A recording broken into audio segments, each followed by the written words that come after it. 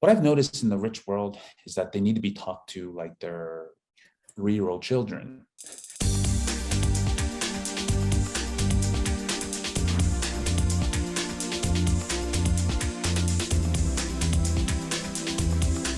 Congrats on the new season. I'm actually a big fan of Bling Empire. So I've seen all the dirty laundry and I'm ready to talk about it. Oh my gosh. I know. I just, yeah. You play a big role in season 2. And so let's talk about some of the things that came up. So you had your big date with Kim.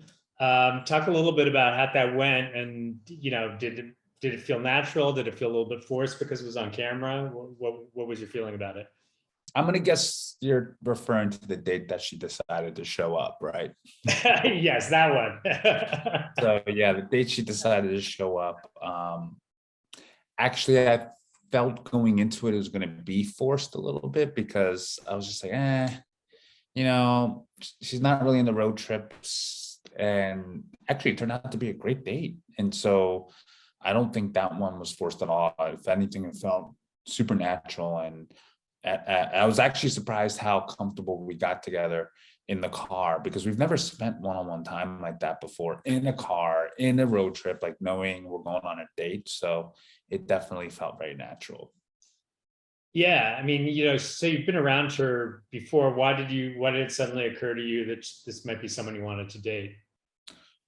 Well, I think it was always like that, in the sense of like, especially how season 1 ended. I felt it, Kim felt it, audience felt it. So we tried, and I think what really, to be real, what really kind of hurt the relationship was how long it took for us to film season 2 slash air it. I mean, because like, kind of, to be real, like your life kind of goes on hold.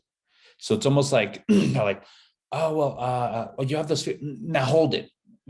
It's like, and it's just like, okay, you try to live your life as much as possible, and also too, when the season is done, you just try to keep it going. I mean, we had so many talks and conversations, and we met up a few times before that, but it was never a date.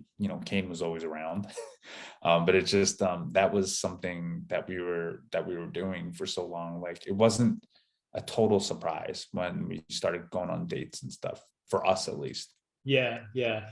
Now the big blow up with Kane is another a highlight of the season, or maybe a low light for you. Talk a little bit about that and what you were feeling in the moment.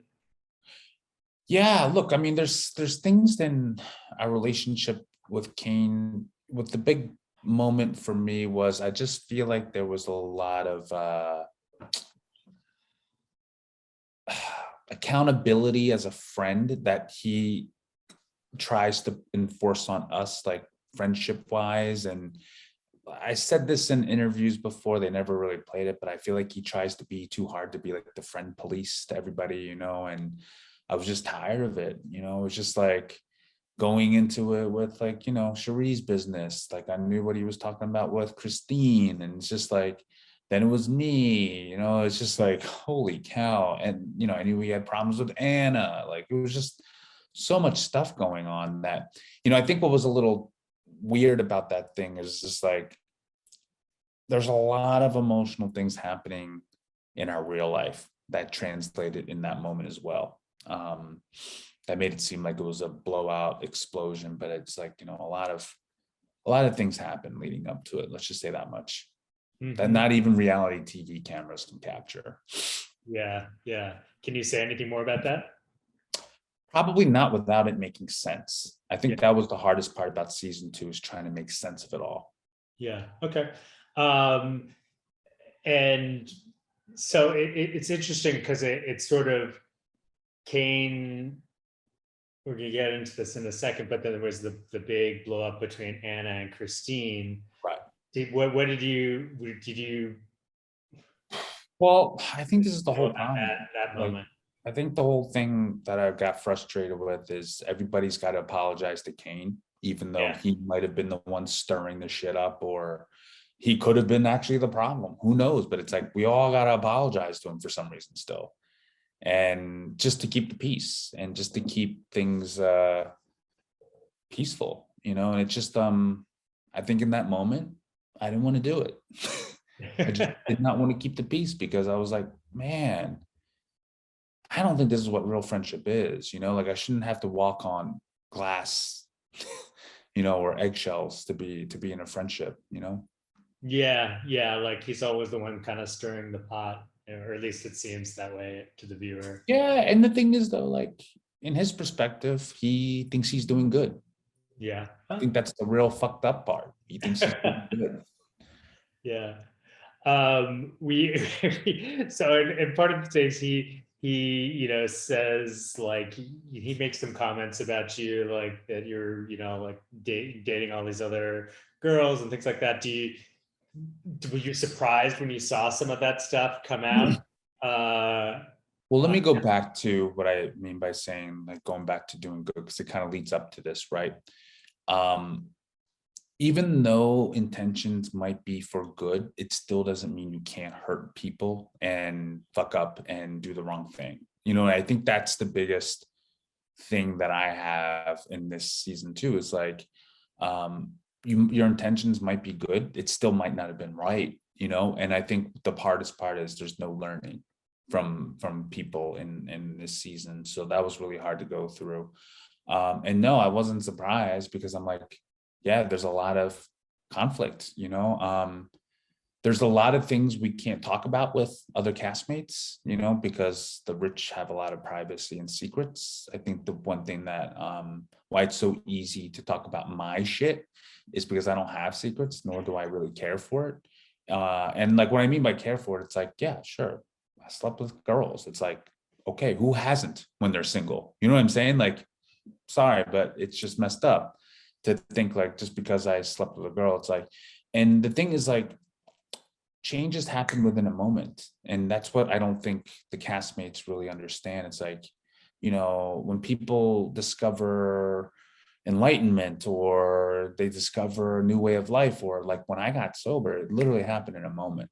Like I was doubtful up until that, and then all of a sudden a moment happened and I got sober. Like I literally had like this experience, right?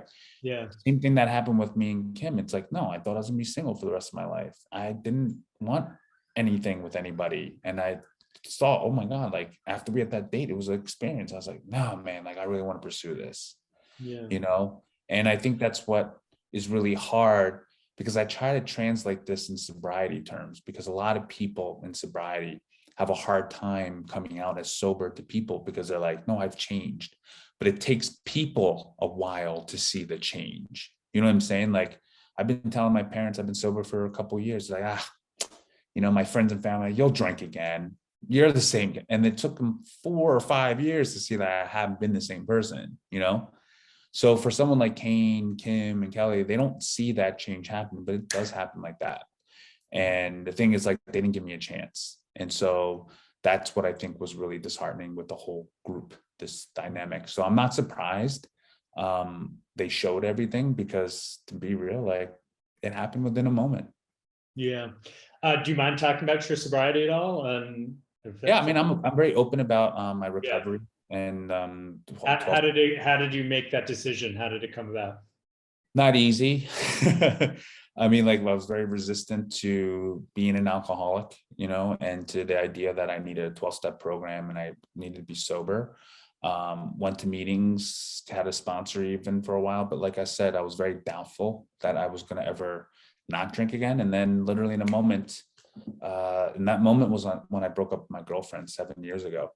That moment I knew, like, because I was just not a good person, even after having a couple drinks. And after we broke up in a very vicious way, like I just knew I'm an alcoholic. I need to get sober. And in that moment, I just knew it. It changed me forever, and never drank again. So that's how I know things can change in that moment. And a couple months later, I told my parents I was sober. They thought I was the same person, but I really wasn't. And it just took a while for people to see the change that happened inside internally. It's a great story. Talk a little bit about Anna. She seems to be a big presence on the show. What's your relationship with her? And everyone seems to be, and you don't particularly, but everyone else kind of seems to be afraid of her. Yeah, because I think Anna just, the reason why people are afraid of Anna is because I think she's the first person to call out your bullshit, but nobody in this friend group likes to be called out on their bullshit. My friends in this group, there's this saying that I heard. It's like, my friends like to hang out with people who co-sign their bullshit. And Anna does not co-sign bullshit. So they're afraid of her because they don't want to be called out on things and be told things that friends don't want to be told. We have, what I've noticed in the rich world is that they need to be talked to like their 3-year-old children, and it's like, if you don't, and you talk to them like grown-ups or you're direct with them, they flip out and they think you're shouting at them or yelling or being disrespectful. But it's like, no, this person's just not kissing your ass. So Yeah. Anna doesn't kiss your ass. And they see that as like, oh, I'm afraid of this person. And I'm like, she's just kind of a normal Philadelphian to me.